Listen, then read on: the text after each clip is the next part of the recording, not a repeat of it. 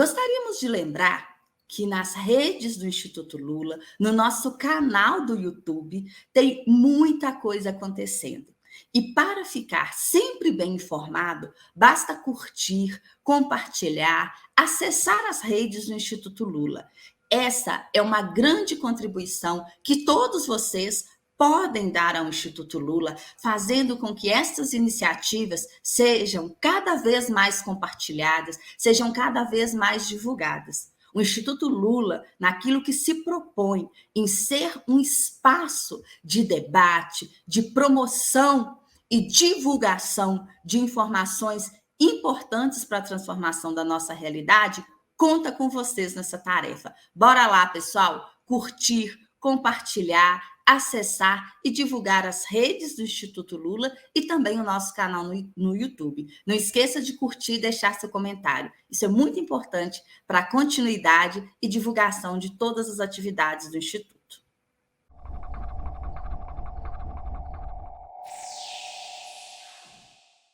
Olá, saudação a todos e todas que estão nos acompanhando nesse momento nas redes sociais. Hoje vamos dar continuidade ao ciclo de estudos e pesquisas do Instituto Lula, denominado Novas e Velhas Desigualdades na Era Digital.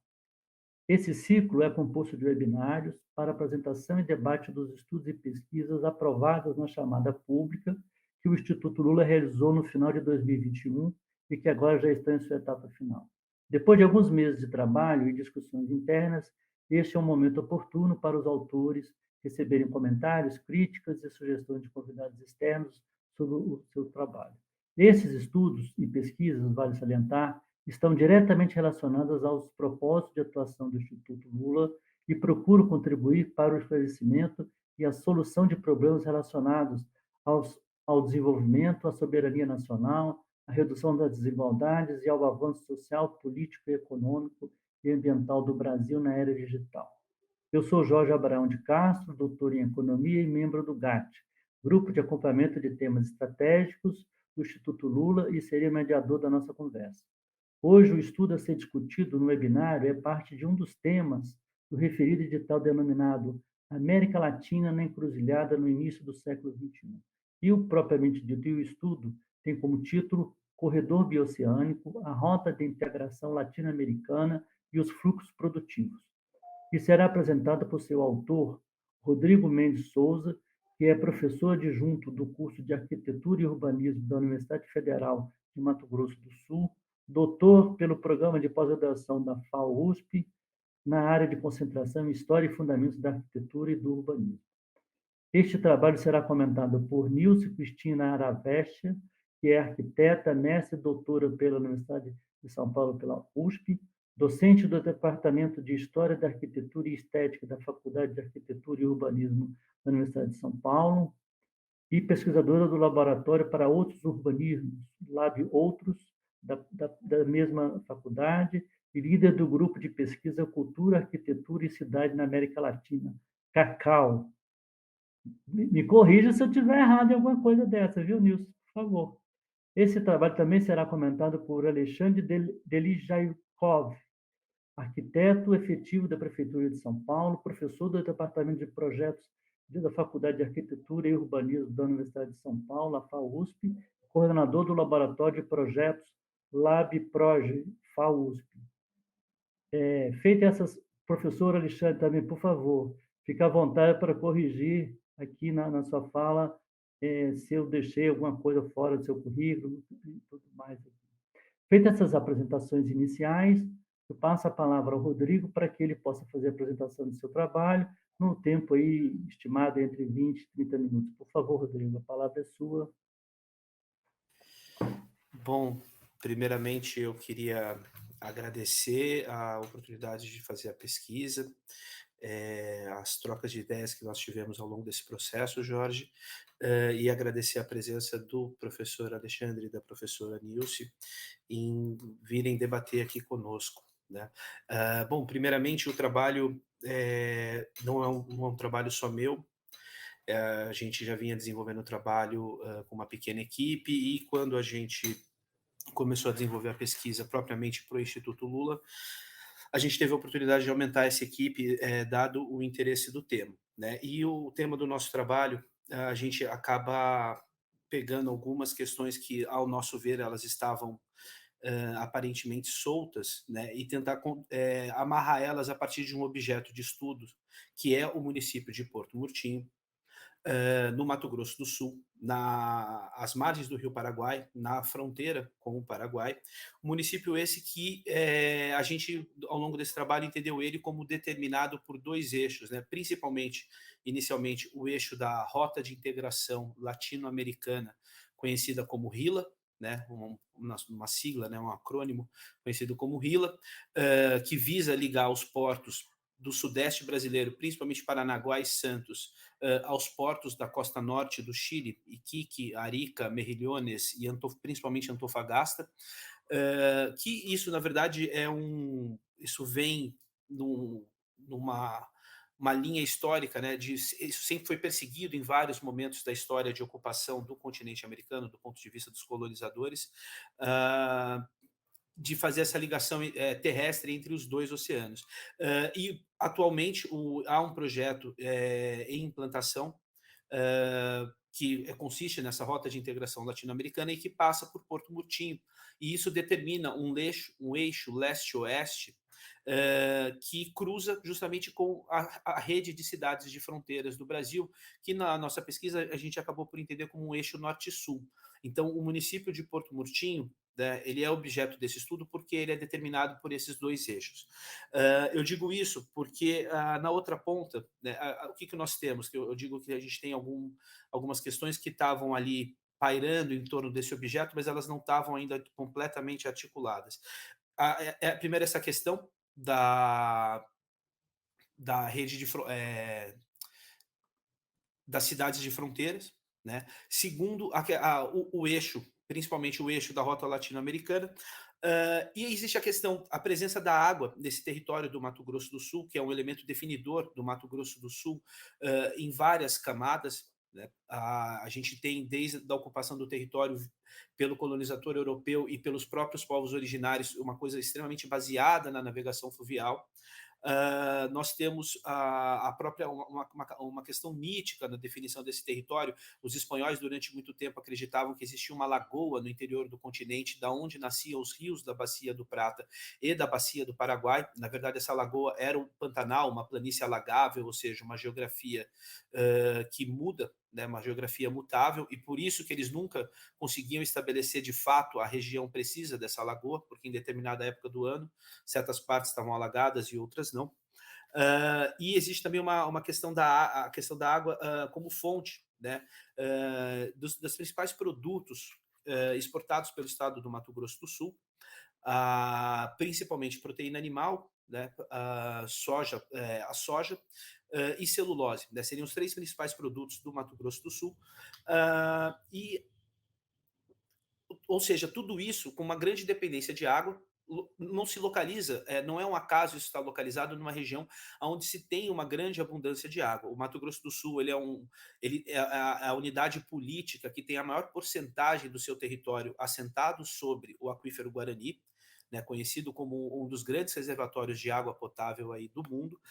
Não é somente o aquífero Guarani que existe no Mato Grosso do Sul, existem também mais 6 ou 7 aquíferos, seriam ao todo 8. Né? O oitavo ele está em pesquisa, em vias de ser comprovado ou não, ou seja, é uma região que tem um índice pluviométrico de mais de 1.000 milímetros por ano, ou seja, é uma região onde você tem muita água. E o que a gente partiu da seguinte premissa: o Mato Grosso do Sul tem um perfil exportador. Né? A grande relação, eu vou passar aqui na apresentação, a grande relação do Mato Grosso do Sul, eu vou avançar alguns slides e eu volto aqui, mas a gente vê claramente que é com a China. Né? E somente os Estados Unidos, segundo grande parceiro comercial do Mato Grosso do Sul, vem com 6,3%. Né, das exportações do Mato Grosso do Sul, enquanto a China está com 45%. E a gente vê nesse outro gráfico que majoritariamente soja, né, soja e celulose às vezes oscilam em termos de valores monetários, né, do que foi de fato o maior produto exportado. E a carne bovina e o resto das proteínas animais, a gente vê aqui 6,4%. Quer dizer, isso dá em torno aí de, no nosso texto tem o valor preciso, mas isso dá em torno de 70%, mais ou menos, quase 70%, em torno disso, de todas as exportações do Mato Grosso do Sul. E todas essas exportações claramente destinadas à China. Qual que é o ganho que a rota de integração latino-americana traz do ponto de vista das exportações? Né? Bom, um custo a menos, um ganho, né? Uma economia de $1.000 por container exportado via Chile e não via pelos portos brasileiros da costa do Atlântico. E uma economia de prazo também, né? Uma economia de dias de tempo de transporte de em torno de 10 a 14 dias.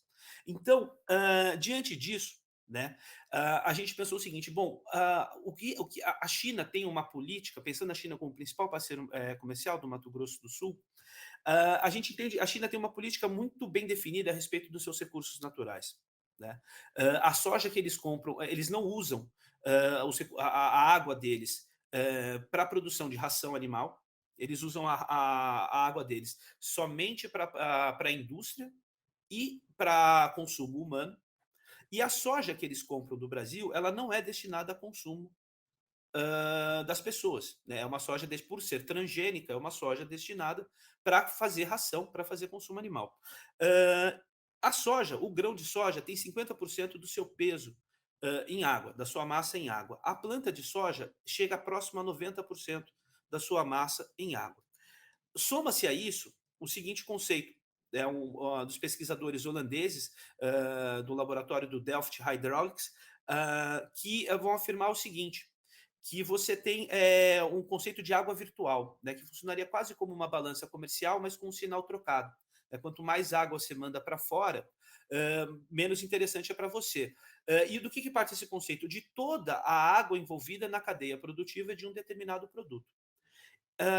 Pensando que a China não usa essa soja e todos esses produtos, principalmente a soja, mas todos esses produtos que têm um grande consumo de água na sua produção, a gente pensa que é o seguinte: eles poderiam produzir isso lá, e eles não produzem por quê? Porque o que de fato, efetivamente, eles vêm buscar aqui não é a soja propriamente dita, mas é a abundância de luz solar e principalmente de água que está envolvida na produção dessa soja. E a gente percebe o seguinte, né? Eu acho que isso era, de certa maneira, era uma resposta aí para o eixo de pesquisa que a gente submeteu a nossa pesquisa junto ao Instituto Lula, que era essa mudança, né? Essa criação de um novo centro político-econômico na Ásia. E a gente pensou assim: poxa, mas qual que é o sentido de tudo isso? Né? O que isso determina? Né? Vai escoar pelo município de Porto Murtinho, onde começou há 3 semanas atrás a construção da ponte, né, que é a última grande obra da rota de integração latino-americana. A previsão de ficar pronta para o final do ano que vem, a ponte ligando os dois países. O trecho do Paraguai, que era o outro trecho mais complicado, já foi todo asfaltado, coisa em torno de 300 quilômetros asfaltado na região do Chaco, Paraguai. E a gente pensou assim, a gente lembrou das cidades de carvão na Inglaterra, onde você tinha uma grande exploração de recursos naturais e que quando acabou o carvão, o que ficou naquelas cidades? Então foi a pergunta que falou: tá, eles vêm aqui, eles estão, de fato, o que está sendo explorado é a água, e o que vai sobrar para o município de Porto Murtinho a partir do momento que toda essa água começar a escoar por essa rodovia. Né? E aí a gente começou a pensar qual que é o desdobramento que isso tem no ambiente construído.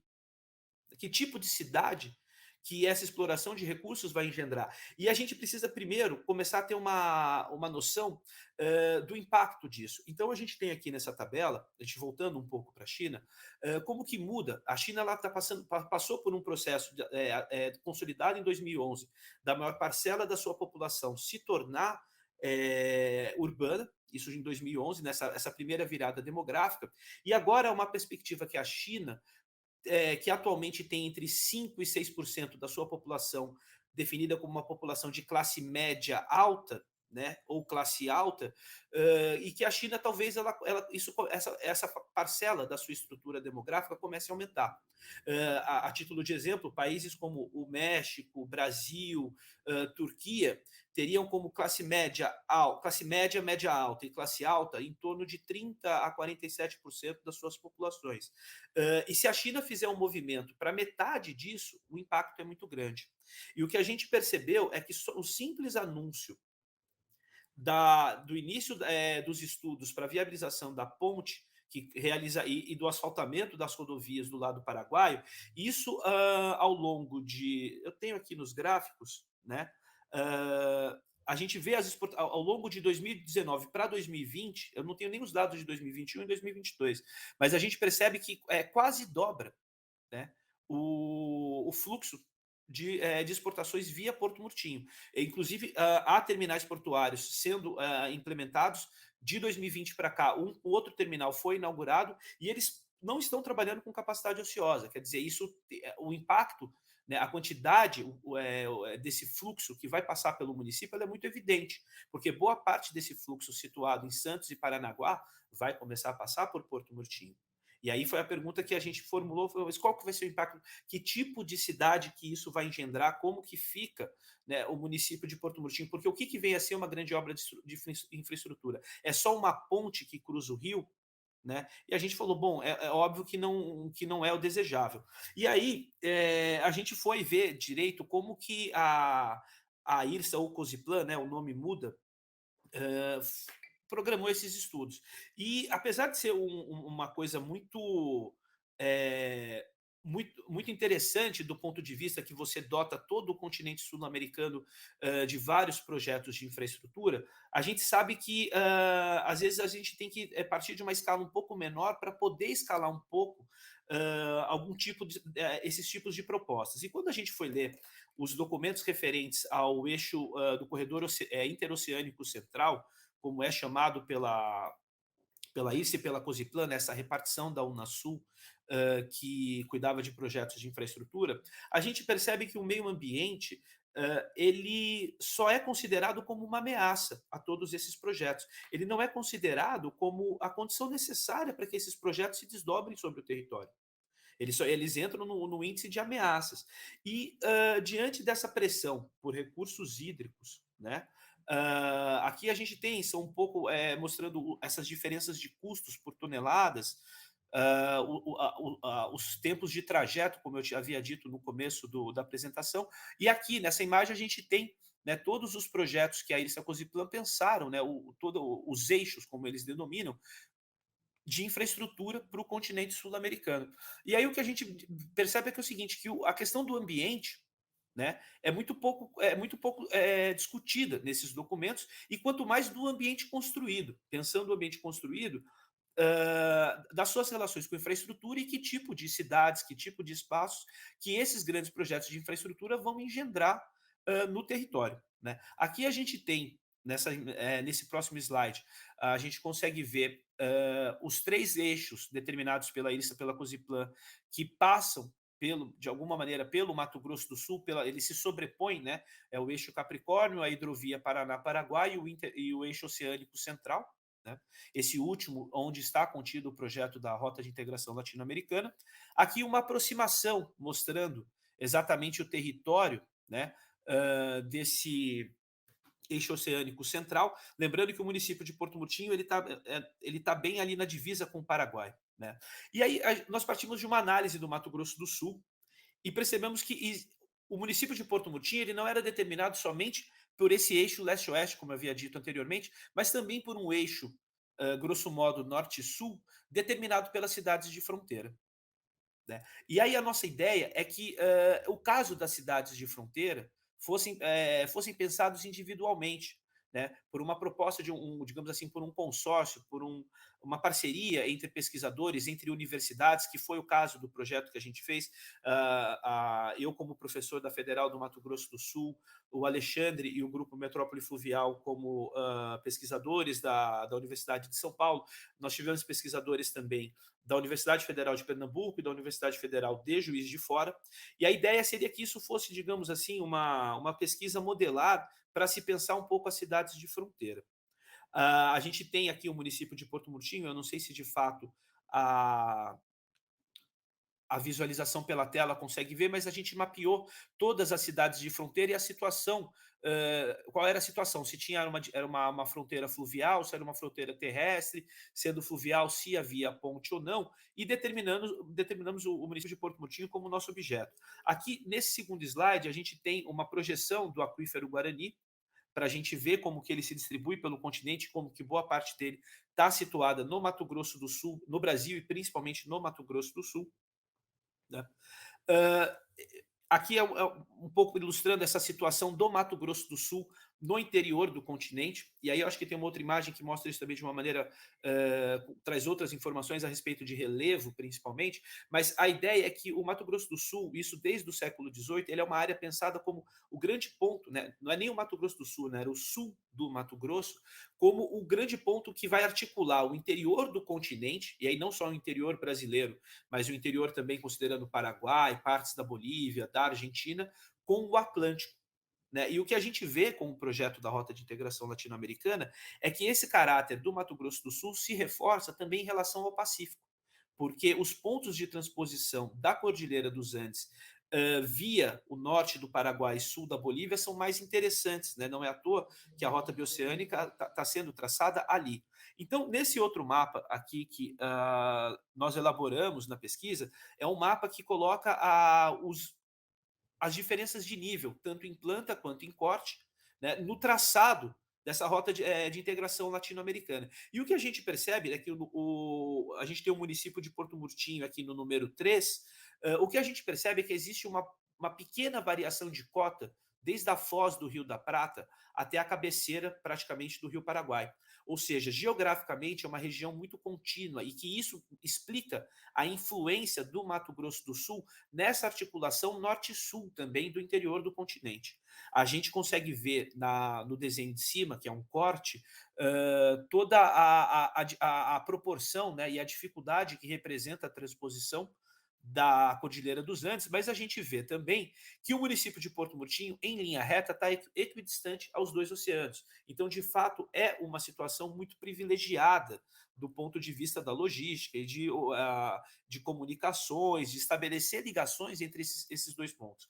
Aqui, nessa próxima imagem, nós vemos também uma outra questão que é muito interessante sobre o Mato Grosso do Sul. Como eu disse, desde o Alexandre de Gusmão, Goberido Couto Silva, Sérgio Buarque de Holanda, muita gente vem prestando atenção nessa condição geográfica muito cheia de vantagens, muito peculiar do Mato Grosso do Sul. E é muito comum se definir o Mato Grosso do Sul como uma região mediterrânea, porque contida, cercada por terra por todos os lados. Mas o Mato Grosso, porque está no meio do continente. Por outro lado, o Mato Grosso do Sul também tem uma outra condição, que ela não exclui a primeira, que é também uma situação mesopotâmica, porque ele é definido por rios. Né? A divisa dele com o estado de São Paulo é o Rio Paraná, a divisa dele com o Paraguai é o Rio Paraguai. Então, é uma condição muito singular que torna o Mato Grosso do Sul muito atrativo para todos esses projetos de infraestrutura, né? E é uma coisa histórica, porque os próprios povos originários que ocuparam o Mato Grosso do Sul tiraram muito proveito dessas condições. A gente tem os índios Cadiuels, que aprenderam com seus co-irmãos paiaguás a técnica da canoagem, já haviam dominado a técnica da cavalaria, né? Quando saíram do Chaco boliviano e vindo para a região do Pantanal brasileiro. E esses índios, eles é um parênteses aqui na nossa conversa, eles são protagonistas de um fato singular em toda a história da colonização da América. Eles são o único povo originário que retomou ao colonizador um território e que manteve a posse desse território por 250 anos. Isso criou uma situação, do ponto de vista do colonizador europeu, de total isolamento dessa região, que só acaba, de fato, esse isolamento só acaba pós-guerra do Paraguai, com esse termo terrível, né, que é a pacificação dos índios. Né? Então, existe uma relação toda muito singular que define o Mato Grosso do Sul e, por extensão, agora, nesse momento da rota bioceânica, o município de Porto Murtinho. Então, aqui é um outro slide mostrando a situação do município de Porto Murtinho. É um município que tem 15 mil habitantes, sendo que 75% desses habitantes, em torno de 75%, residem no núcleo urbano, na sede do município. A área de reserva, hoje em dia, dos povos indígenas, majoritariamente está na parte norte do município. É um município que ele tem, a título de comparação, cerca de 5 vezes a extensão territorial do município de São Paulo. A gente percebe que é um município muito grande aqui, a gente consegue ver. E a nossa proposta, né, diante do pedido pelo edital de ser uma coisa propositiva, a gente pensou, bom, a ideia então talvez seja de fato um projeto de arquitetura, né, que procure resgatar esse valor que a água apresenta para a definição do Mato Grosso do Sul e Porto Murtinho. Lembrando, por exemplo, que um consórcio, né, uma rede de pesquisadores de universidades, elaborou um estudo que foi publicado, acho que em 2021, o MAP Biomas. Né, eles ainda estão publicando os resultados, inclusive hoje cedo vi que saiu mais um punhado de resultado das pesquisas deles, pesquisas que foram desenvolvidas ao longo de 30 anos, né, e que colocam o Mato Grosso do Sul como o estado brasileiro que mais perdeu superfície de água nos últimos 30 anos, perdendo 57% da sua superfície de água. E que o Pantanal como o bioma mais prejudicado em todos esses processos de perda de superfície de água, de perda de superfície verde, de degradação das espécies e tudo mais. Né? O Pantanal foi o bioma que mais sofreu com isso. Então, nós pensamos em um tipo de projeto que pudesse reforçar tanto esse caráter da água, essa presença da água como um elemento definidor do Mato Grosso do Sul, e que não negasse essa vocação, digamos assim, logística que o Estado apresenta, né, como articulador, porque lembrando que a gente fala muito de exportação, mas a RILA também contempla a ideia de importação. Né? Automóveis, por exemplo, sobem uma parte chegam em Montevidéu e sobem por Rio da Prata e a partir de um pouco antes de Foz do Iguaçu seguem via terra para Campo Grande. E isso também pode começar a chegar, automóveis e outras mercadorias, via os portos do norte do Chile também, basicamente com os mesmos custos, né, que as exportações apresentam, com os mesmos ganhos de tempo e custos que as exportações apresentam. Então a gente pensou, começamos a pensar historicamente os projetos que foram feitos nessa região. Mais notoriamente tem a CIBPU, né, a Companhia Interestadual da Bacia do Prata e do Uruguai, com diversos estudos, e um dos estudos que a gente resgata aqui a ligação Brilhante-Miranda, né? A ligação dos dois rios, o Rios Brilhante e Rio Miranda, porque são dois rios de bacias opostas, apesar de estarem muito próximos, né? Agora eu posso. Um está ligado à bacia do Paraguai, outro ligado à bacia do Paraná, e a ideia de se construir um canal que possibilite essa ligação dessas bacias, que era um projeto originário da CIBPU, que foi tocado pelos engenheiros Paulo Mendes da Rocha e Coqueio Errara. Né, ligados à CIBPU. Então, a gente procura resgatar um pouco esse projeto. A gente vê aqui na nossa imagem, né, desculpem, a gente tem aqui no número 5, né? Oh, desculpa que avançou. É um canal que vai margeando a ferrovia, desculpa, a rodovia, né? Meio que paralela à ferrovia e ligando depois num outro canal que faria essa transposição Brilhante Miranda. A gente tem uma espécie de uma serra aqui a leste do município de Porto Murtinho. E aí, falando um pouco para explicar o projeto do município de Porto Murtinho, nós temos a seguinte situação: Porto Murtinho construído na área do Pantanal, com secas, com enchentes históricas, né? O município que sempre, em vários momentos do ano, acabava alagado. E aí, em 79, tem uma grande cheia que ultrapassa em 1 metro a cota mais alta do município. E com isso faz com que boa parte da população se situe a 6 quilômetros acima na rodovia. A rodovia é essa linha vermelha, bem tênue, que está aqui nessa imagem que a gente apresenta. E essa população fica alguns meses improvisada nessa cota mais alta, nesse primeiro terraço não alagável que tem ali perto das margens do Rio Paraguai, esperando a água baixar. Em resposta disso, é feito um projeto, é contratado uma empresa holandesa que vai fazer um dique em torno do município para acabar com esse problema das enchentes. Né? O município de Porto Murtinho é um município que foi fundado acho que em 1898 visando a exploração de mate, né, exatamente como um entreposto. Né? O mate era colhido em fazendas, mas também na própria natureza, levado para Porto Murtinho e daí era levado até Buenos Aires. O que aconteceu? O município ficou enclausurado dentro desse dique, impossibilitado de crescer para fora do dique, porque crescer para fora do dique significa estar sujeito a alagamento, a inundações. Diante do Porto Murtinho, diante do projeto da Rota Bioceânica, a Universidade do Mato Grosso do Sul peça uma assessoria para a elaboração do plano diretor do município de Porto Murtinho, é feita uma série de diagnósticos. Deixa eu aproximar um pouco mais aqui para a gente poder ver. Isso daqui é uma altimetria mostrando como que Porto Murtinho está numa cota muito baixa, né? E como isso aqui é uma grande planície alagável. Né? Desse azul mais claro para o azul mais escuro, tem uma diferença muito pequena de cota. A gente consegue ver pela legenda que tem na outra imagem. Isso daqui é uma imagem do município de Porto Murtinho, né? A gente consegue ver aqui o dique, e né, nessa fase de diagnóstico do plano diretor de Porto Murtinho, ok, a gente percebe que tem uma série de problemas. Tem um déficit habitacional de 1.000 unidades habitacionais, e isso faz com que isso implique quase 1/3 da população do município com esse problema. A captação, existe um aterro a montante do rio, e a captação de água para abastecimento da cidade está a jusante do aterro, então isso traz um problema. Então a gente pensou, dada a técnica empregada, que é a técnica do... Eu vou avançando um pouco as imagens. Aqui está a planta mostrando a situação do município de Porto Murtinho e o dique contido mais ou menos aqui nesse pentágono.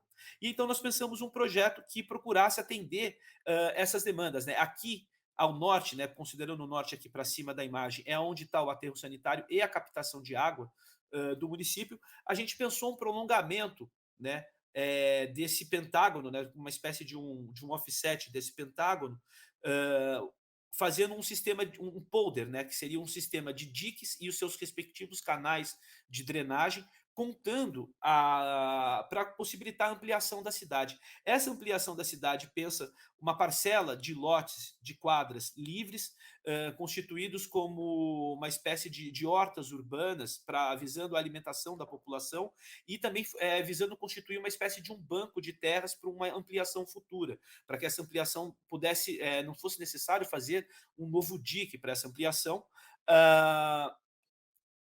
Em todos esses, um sistema de canais para dotar a cidade de navegação urbana fluvial para transporte de cargas, e em alguns pontos aqui, né, fazendo uma espécie de um triângulo, nós teríamos portos para triagem de todos os dejetos sólidos da cidade, a fim de resolver o problema do aterro, a fim de que Porto Murtinho seja uma cidade de aterro zero, a ponto de você conseguir ter todo um ciclo, né, de triagem e de reinserção da produção dessa triagem como elementos de construção civil ou como adubo para essas próprias hortas que estão colocadas aí nessa área de expansão.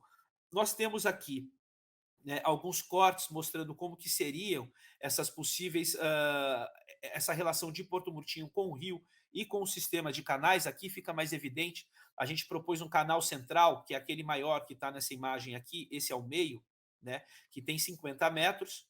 A gente tem aqui essa relação com as possibilidades de ampliação, tudo isso ladeado de uma série de árvores, de uma espécie de um bosque urbano, mas que visa ser dotado de plantas comestíveis, para que isso também possa garantir questões de segurança alimentar para o município.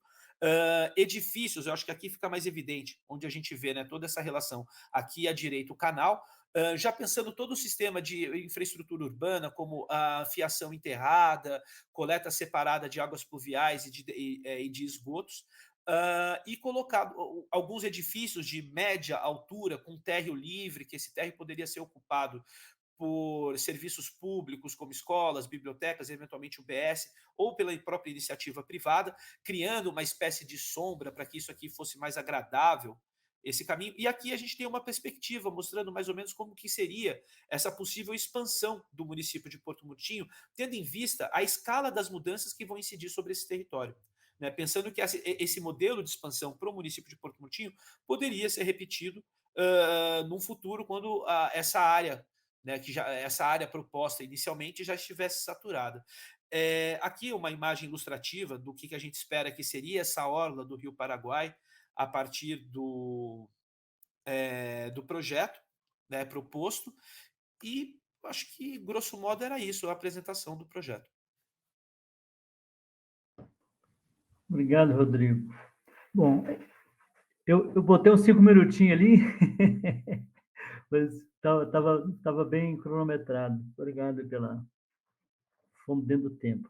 Bom, agora eu passo a palavra para a Nilce e depois o professor Alexandre. Por favor, Nilce. Muito boa tarde a todos que estão aqui nesse debate, também as pessoas que vão acompanhar por meio das redes do Instituto Lula. Queria agradecer muito o convite do Jorge Abraão e do Rodrigo Mendes para comentar esse trabalho, e também agradecer por poder dialogar aí com o colega Alexandre Belijaikov, por quem eu tenho uma grande admiração. Já deixo de pronto aqui. Bom, eu não vou me alongar demais nos agradecimentos e nessas dimensões protocolares para entrar diretamente na discussão sobre o trabalho e dizer que para mim foi uma alegria muito grande, uma satisfação ler o trabalho. Eu acompanho mais de longe toda a pesquisa, as investigações aí coordenadas pelo Alexandre, né, no grupo da Metrópole Fluvial, na FAUSP, e eu não tinha essa dimensão de trabalhos de um ponto de vista mais amplo, mais regional, né? Então, para mim, foi uma surpresa e uma imensa satisfação esse trabalho e tomar pé aí desses debates amplos e coletivos que vocês estão fazendo e que eu já deixo de antemão os meus parabéns, a minha alegria por saber que esse tipo de pesquisa está tomando rumo aí e se desenvolvendo cada vez mais, né? Tendo continuidade. E aí, então, diretamente sobre o trabalho, eu queria dizer, né, de um ponto de vista daquilo que me deixa mais satisfeita e que diz respeito diretamente às minhas pesquisas na área de história, sobre os anos 50, da relação dos técnicos do serviço público, das possibilidades de integração latino-americana que estavam colocadas desde aquele momento, né? Essa a tomada de um ponto de vista, desde o diagnóstico até chegar no projeto, estabelecendo relações multiescalares, interescalares, de uma abordagem integral, né, que toma a água como um elemento transversal para pensar todas as dimensões do problema da água, né, desde o ponto de vista daquilo que se vê até pensar daquilo que não se vê, né, que é a água que se transfere por meio da exportação das commodities.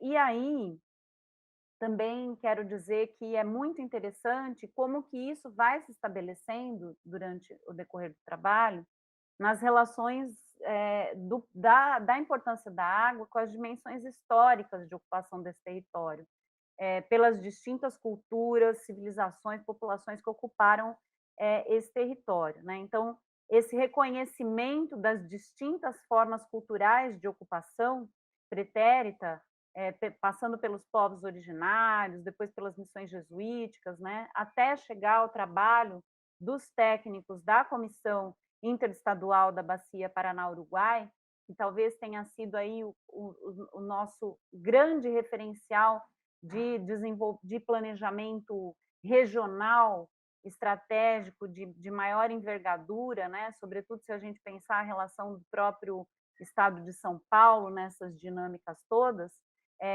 me pareceu muito oportuno recuperar esses trabalhos, esses projetos e juntar essas formas de olhar mais técnico, né, que são muito relacionadas ao próprio campo disciplinar do planejamento urbano e regional, com essas formas de ocupação pretérita, né, que nem sempre são colocadas. A gente vem aí num processo contínuo de entender as maneiras de relacionamento dessas culturas dos povos originários com essas regiões, também como uma forma de conhecimento e entendimento do mundo que a gente pode juntar com esse olhar mais técnico do ponto de vista dos campos disciplinares instituídos aí pelo que a gente chama de Ocidente, né?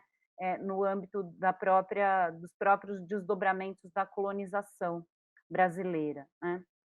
Então, me deixa muito contente ver essa possibilidade, porque muitas vezes na própria Faculdade de Arquitetura e Urbanismo da USP, o Alexandre sabe disso, nós acabamos desenvolvendo as nossas pesquisas nas caixinhas das especialidades, eu que estou mais vinculada ao departamento de História, né? E em poucas oportunidades a gente olha de maneira mais integrada, não é? E vocês estão fazendo isso de uma forma muito produtiva, muito satisfatória, né? Considerando todas essas variáveis. E aí, mais especificamente, sobre a escolha do lugar e pensar a relação norte-sul com a dimensão leste-oeste, né, e Porto Murtinho como encontro, a cidade, o município de Porto Murtinho como encontro dessas duas lógicas, digamos assim, de organização, tanto administrativa quanto geográfica do território, se, a meu ver, está muito bem fundamentada, eu fico pensando assim, por outro lado, como é que a própria rota de integração latino-americana acaba reforçando o que foi historicamente o desenvolvimento da própria conformação, e aí vou pensar no caso brasileiro especificamente, do que foi a expansão da rede urbana brasileira a partir da concentração de riqueza no Sudeste, né? Então, por um lado, eu vejo que a argumentação em torno da escolha do município está absolutamente fundamentada, né? Entendo como um projeto piloto que pode avançar e tomar, do ponto de vista dos procedimentos, da questão metodológica, o desdobramento disso para pensar de forma mais integrada o território da América do Sul, de uma maneira mais geral. Por outro lado, partir desse município, tomá-lo como ponto de partida, se isso não pode ser entendido também como um reforço dessa lógica que a gente pode entender que se expande a partir da própria criação da capital de Belo Horizonte, em substituição a Ouro Preto, em Minas Gerais, naquele momento em que se forja politicamente o pacto das oligarquias agrárias que acabaram dominando os processos de desenvolvimento econômico e que deram o sentido da própria integração nacional, pensando no caso brasileiro, deram um sentido da própria integração nacional aí na entrada do capitalismo do Brasil no sistema capitalista internacional.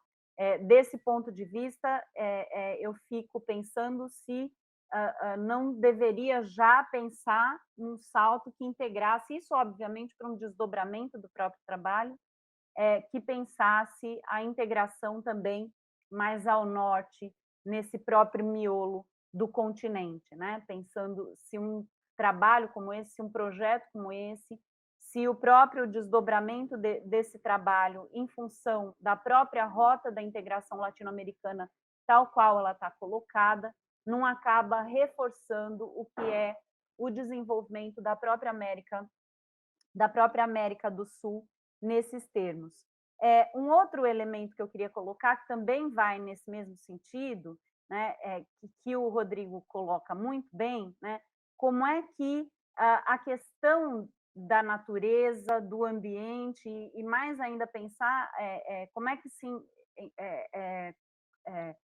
incorpora a questão do ambiente construído para que a questão ambiental não seja vista como um obstáculo ao desenvolvimento, mas seja ela própria tomada como uma condição e como, se a gente quiser, um próprio ativo desse desenvolvimento, né? E aí, nesse sentido, eu fico imaginando como que também num desdobramento, e aí eu estou querendo já pensar num diálogo mesmo, desse ponto de vista, né? Porque me parece que o trabalho tal qual ele tá muito bem apresentado e está muito bem fundamentado, né?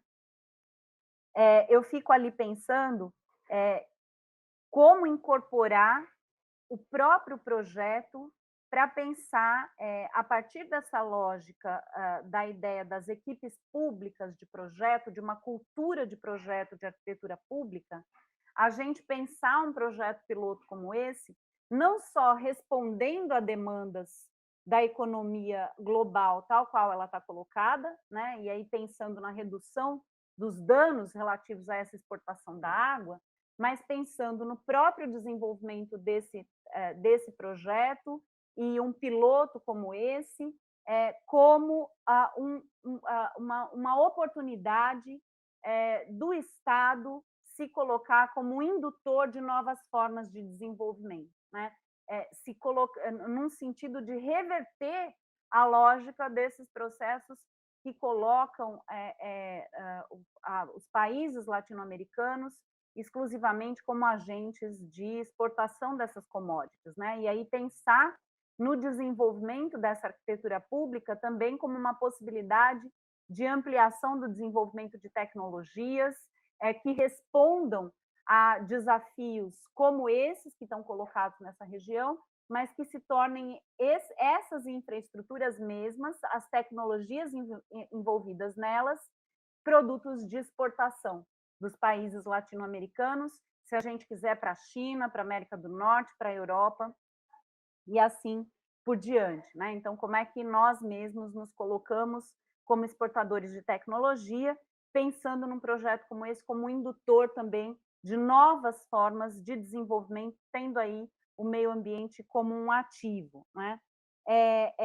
E por fim, né, eu vou terminar aqui pontuando essas questões na linha do diálogo. Aí teria muitas outras coisas para falar, mas eu não quero me estender demais, eu quero colocar aquilo que eu acho que eu posso contribuir mais decisivamente aí com o diálogo, com o trabalho.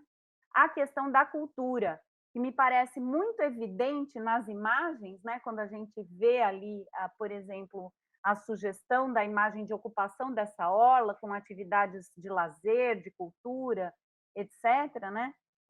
Mas eu fiquei imaginando, porque tem quase o desenvolvimento, digamos assim, de uma acomodação a essa condição aquífera desse território, dessa condição alagadiça, mas uma resposta, digamos que é uma resposta permanente, fixa. E eu fico querendo ver o que é a resposta flexível, o que é a resposta itinerante. E do ponto de vista da cultura, fiquei lembrando do projeto Aldo Rossi, do Teatro do Mundo, né? E isso também poderia ser uma forma dessa integração norte-sul, de uma maneira que não fique circunscrita ao desenvolvimento tecnológico, também como eu falei aqui, mas a pensar essa integração latino-americana também do ponto de vista cultural, né? Como é que a partir de desenvolvimentos de outras possibilidades de vida, de formas de vida, de relação com essa água, eu também posso pensar outras formas de cultura, inclusive se colocando como desafio a coragem de sugerir projetos que tenham o Estado como indutores de desenvolvimento, como indutor do desenvolvimento, num sentido de ter a coragem, inclusive, de propor a redistribuição da população pelos territórios, né? Porque a gente tem que pensar a contraparte do que é a condição hoje da cidade de Porto Murtinho, que é a condição metropolitana, que aí o Alexandre trata muito bem disso, né? Do ponto de vista ambiental, a condição nociva da tal macrocefalia metropolitana, e a gente retomar a crítica a essas formas de ocupação nas nossas propostas e nas nossas possibilidades de projetamento na linha dessa cultura de projeto de uma arquitetura pública, né? Então, queria dizer que foi uma alegria mesmo ler esse trabalho e uma alegria também poder colocar aqui algumas questões relativas a ele para vocês. Era isso. Obrigada.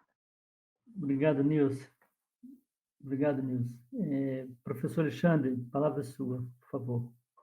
Eu queria agradecer, então, ao Jorge Abraão, à professora Nilce Aravecchio, e também ao professor Rodrigo Mendes e professora Juliana Junqueira pela lembrança e convite para participarmos dessa pesquisa.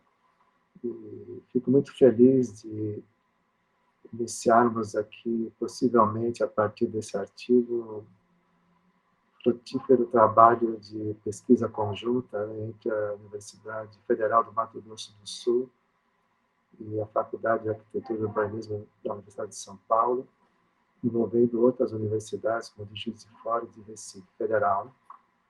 Então, esse é o primeiro agradecimento meu aí. Foi muito bom participarmos aí do grupo de pesquisa Metrópole Fluvial, do Laboratório de Projeto, com o Rodrigo. Né?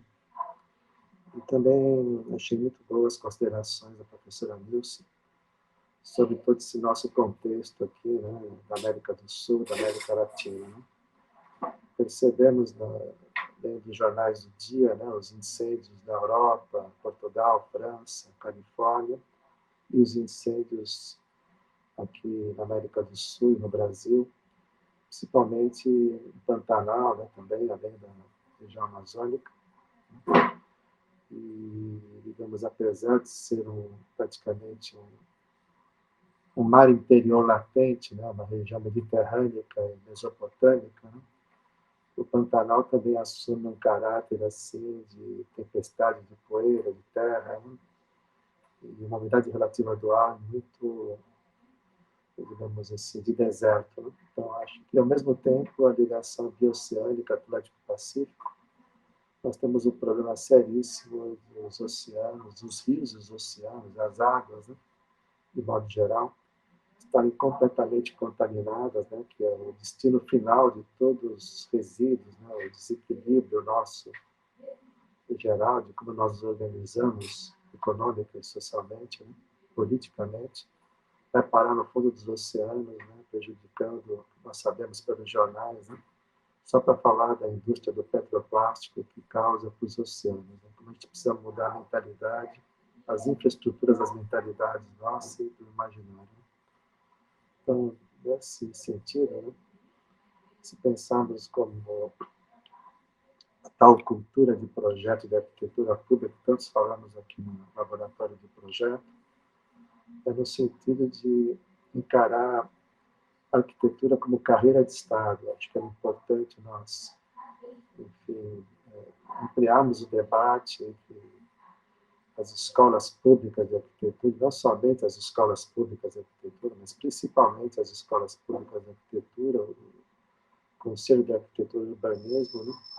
E os departamentos municipais, estaduais e federais de projetos de obras públicas, visando a melhoria continuada da qualidade dos projetos de obras públicas, de infraestrutura, de infraestruturas urbanas e regionais, equipamentos públicos e habitação produzida pelo poder público. Isso é fundamental, né? Enquanto a arquitetura e também a engenharia não for carreira de Estado, os escritórios públicos de projetos serão desmantelados, né? Isso é muito nocivo, né? Um município como Porto Murtinho, de 15 mil habitantes, ou Sabino, no Lago de Promissão, em Hidrovia do Paraná, de 5 mil habitantes, desamparados de corpo técnico, né, que possa, na própria cidade, por administração direta, realmente organizar a infraestrutura, equipamento e habitação, nós ficamos muito, assim, voltados a um desperdício continuado, né, de recursos humanos e recursos materiais, e aumentando a carga de resíduos. Então, essa oportunidade de discutirmos o que significa reestruturarmos a rede de cidades no Brasil é importante, devido à população do Brasil, né, atual estimada, pelo que está na Constituição Brasileira de 88 e 89, que municípios de 20 mil habitantes deveriam ter plano diretor e planos setoriais, etc., né? Nós poderíamos imaginar que nós deveríamos ter, no mínimo, 12, 14 mil cidades no Brasil, não apenas 5.570 municípios. O município de Porto Murtinho, com 15 mil habitantes, cidade gêmea, como cidade no Paraguai, e esse cordão de cidades gêmeas na fronteira seca, fronteira oeste do Brasil, inclusive de reserva, né, de povos originários, é muito importante que se tenha uma rede de universidades, né, públicas, federais, estaduais e municipais que atentem para esse cordão que vai lá do Amapá, né, até o Rio Grande do Sul. E, ao mesmo tempo, as ligações bioceânicas, né, como a Nilce comentou, e o arco, esse centro aí, Matopibá, né, Maranhão, Piauí, Bahia, Tocantins, esse arco do São Francisco, do Rio São Francisco ao Rio Tocantins, Porto Nacional, perto de Palmas, tudo isso, claro, que tem que ser discutido. Mas no foco desse artigo, é muito interessante notarmos que é importante reforçar os 4 eixos fundamentais, né, que se discute para o desenvolvimento do ponto de vista social, ambiental, que é a questão primeira, que é a água, a questão dos recursos da água, né, para a América do Sul. Segundo, da transição energética. Né? Fundamental essa questão da transição energética, como as universidades podem contribuir para a pesquisa e desenvolvimento de novos processos, né, ligados à transição energética, com potencial da América do Sul no eixo bioceânico e no eixo norte-sul. E também o terceiro, a questão da economia baseada na natureza, né, da tecnologia baseada na natureza, que nossos biomas, né, tanto do Pantanal, do Cerrado, da Bacia Amazônica, Floresta Amazônica, né, e também no sertão nordestino, dá para imaginar não só as cidades fluviais, portos fluviais do Pantanal, mas também nas cidades portos fluviais do sertão, né, na região lá de São Francisco, aquele arco São Francisco, o Rio de Parnaíba e Tocantins. Então, nesse trabalho, eu acho interessante a gente frisar aí esse caráter de água, transição energética, economia baseada na natureza, e o quarto e último eixo, que é um binário, infraestrutura e ambiente construído. Né? Natureza construída, e como a natureza construída pode considerar efetivamente a natureza, o reflorestar, introduzir a água e a árvore na rede de cidades da América do Sul. Que, por exemplo, no Pantanal, vocês devem ter visto a devastação nos últimos meses, é equivalente à área do município de São Paulo, até maior. Né? Só nesse problema, São Paulo tem 1.500 km², a devastação ultrapassa. Vocês viram lá que as propostas todas de canais, de canal lateral, né, do Rio Paraguai, né, para a margem brasileira, né, para regularizar as vazões e manter a água, né, como manter a água no período de estiagem, né, para garantir a qualidade ambiental urbana das redes de cidades, por exemplo, de Mato Grosso do Sul e Mato Grosso, né, no período da estiagem, né, para ficar a umidade relativa do ar num lugar tão úmido, tão seco. Né?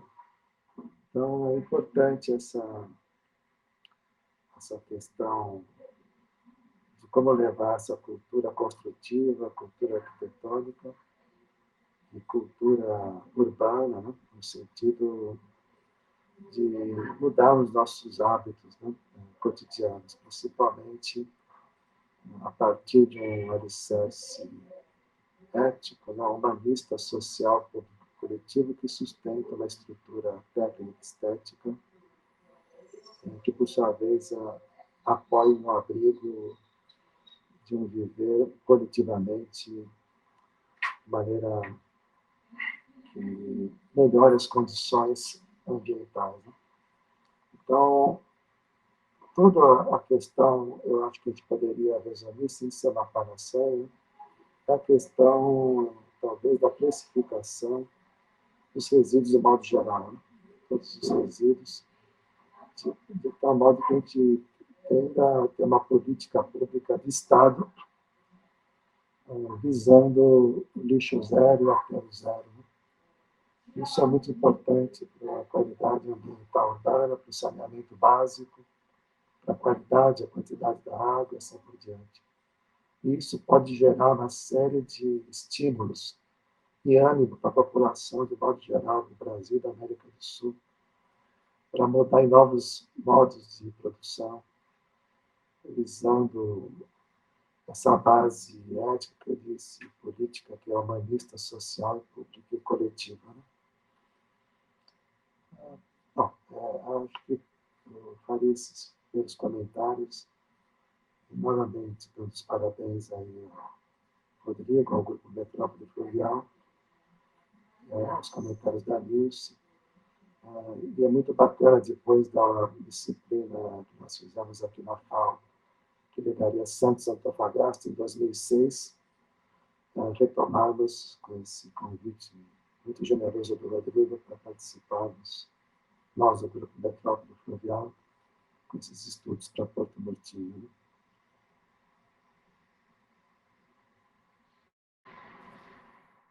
Professor.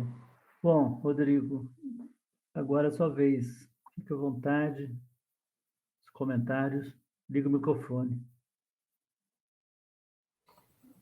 Eu acho que deu certo, porque eu acho que os apontamentos tanto da Nilce quanto do Alexandre, eles se conectam, né? Às vezes eles não estão com o mesmo objeto, mas a gente consegue responder, né?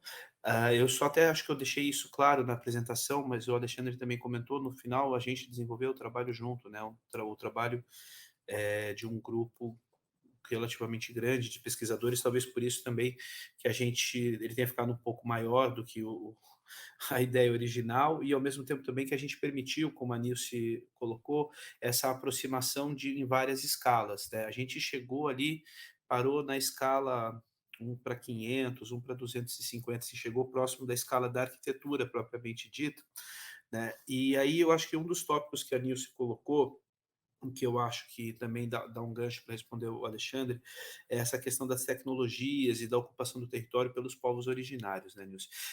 A gente acabou fazendo uma opção, porque era o modelo que estava em Porto Murtinho, dessa construção do dique, né, que é uma tradição secular holandesa. A gente achou que a gente tinha um período muito curto para fazer a pesquisa, e a gente achou que era mais consequente com o ponto de partida, que já era uma cidade num sistema de polder, pensar a ampliação dela a respeito dessa maneira. Mas durante uma etapa do trabalho, a gente achou muito interessante o tipo de ocupação que os índios guatós fazem, justamente no norte do Pantanal, onde eles constroem ilhas fluviais. A gente acha que essas ilhas são naturais, mas elas são construções muito bem pensadas. E a gente chegou a cogitar se a ampliação do município não poderia enveredar por esse tipo de caminho.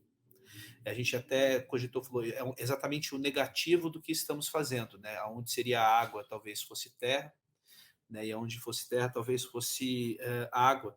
E é muito interessante os desenhos, porque são desenhos de arquitetura, são as ilhas com as curvas de nível e tudo aquilo pensado com a relação circundante de quando aquela planície toda ficar alagada, você garantir uma área de plantação, um terraço, né?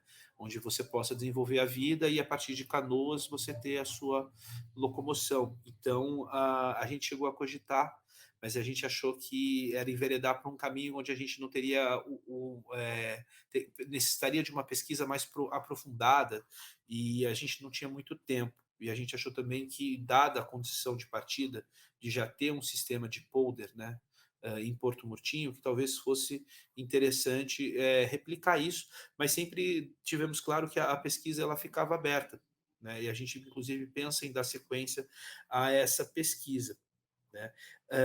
E aí eu acho que você fez um outro apontamento, Nilson, também, que é como incorporar essa lógica da cultura pública de projetos.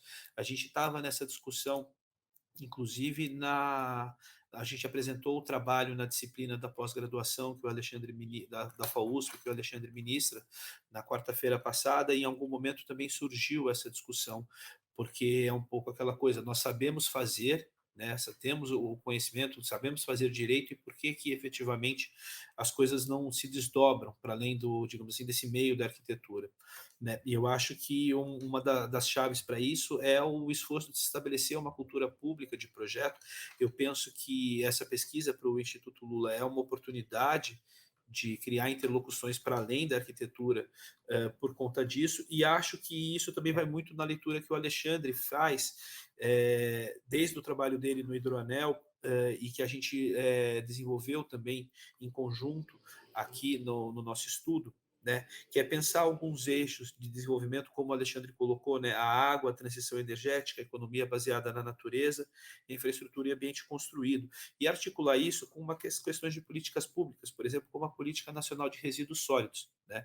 E aí eu faço uma pergunta: por que não todas as cidades de fronteira não terem como premissa, né, serem cidades de aterro zero, já logo de início?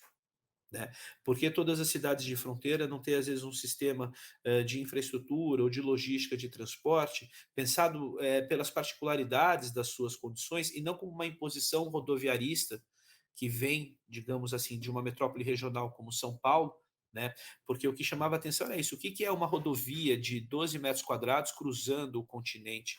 Né? Qual que é o benefício efetivo que isso traz para o município? Eu acredito que muito pouco. Né? Você vai ter um fluxo muito grande de commodities, de pessoas, de bens, de energia, mas efetivamente muito pouco fica para o município, e aquilo que fica não se desdobra de uma maneira positiva para esses municípios. Então, a gente tinha uma preocupação, sim, de que se esse projeto, se a própria RILA e se o nosso projeto, eventualmente, não poderia reforçar certas condições que nós queríamos combater, né, ou mostrar alternativas a elas. E eu penso que, em certa medida, a gente consegue, mas não, a gente sabe que a arquitetura também ela não tem esse grau que a gente desejaria que ela tivesse de determinação da realidade. Né? Eu acho que o Alexandre fala muito da natureza construída, e eu acho que é uma visão muito próxima dessa, por exemplo, dos índios Guatós, entender que nós construímos natureza também.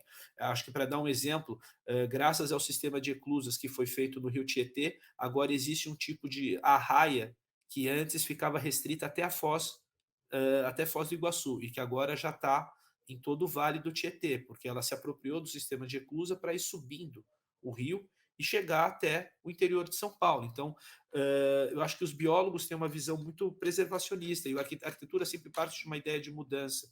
Então, se a gente tiver essa consciência que a gente age sobre a natureza, não contra a natureza, não tentando domesticar a natureza, mas sim potencializar aspectos da natureza, como o Alexandre colocou, né, que a ideia desse projeto, de certa maneira, é tentar compensar as perdas de água e de umidade que a região atravessa.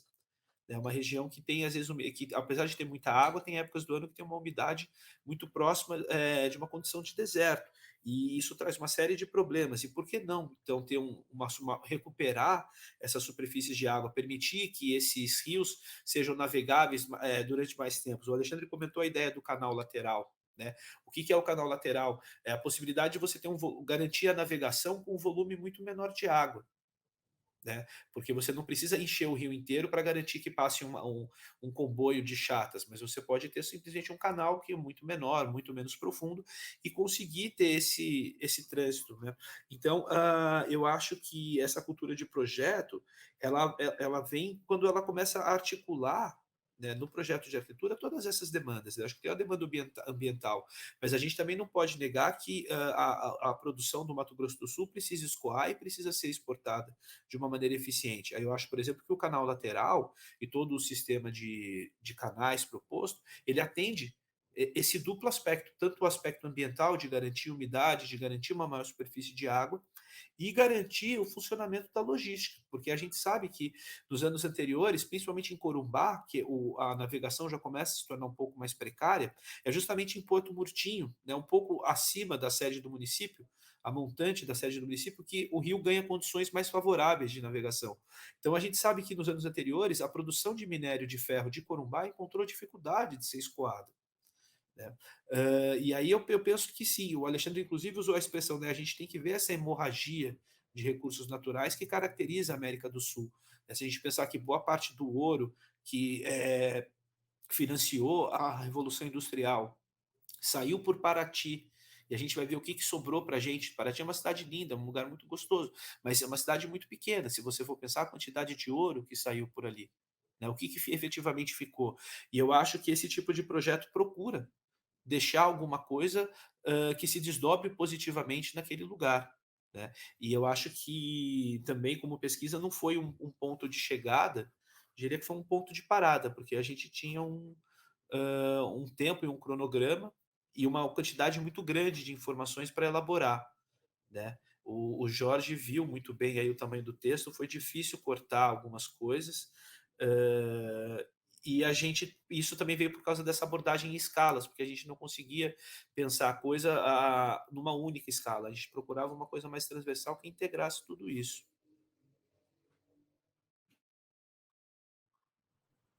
Obrigado, Rodrigo. Realmente foi uma labuta, né, Rodrigo? Foi porque o tempo era muito curto, mas parabéns, Rodrigo.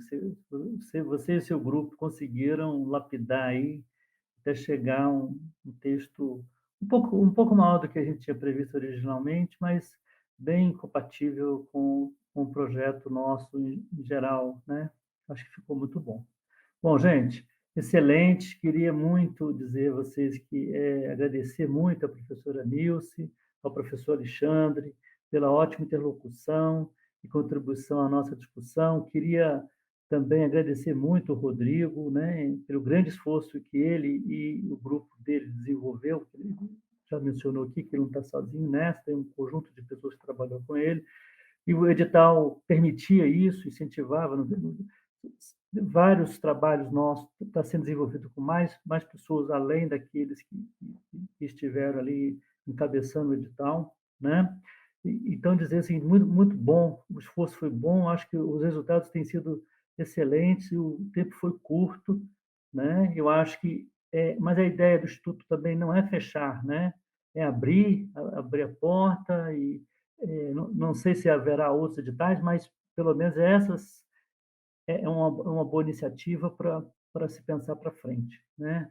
E é uma grande contribuição ao Instituto e ao Brasil. Acho que é uma das atribuições do Instituto hoje, né? Como pensar e contribuir para o Brasil, para o desenvolvimento brasileiro, para o bem-estar do povo brasileiro.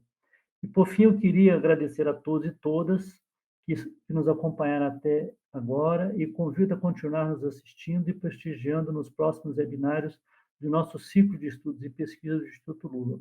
Muito obrigado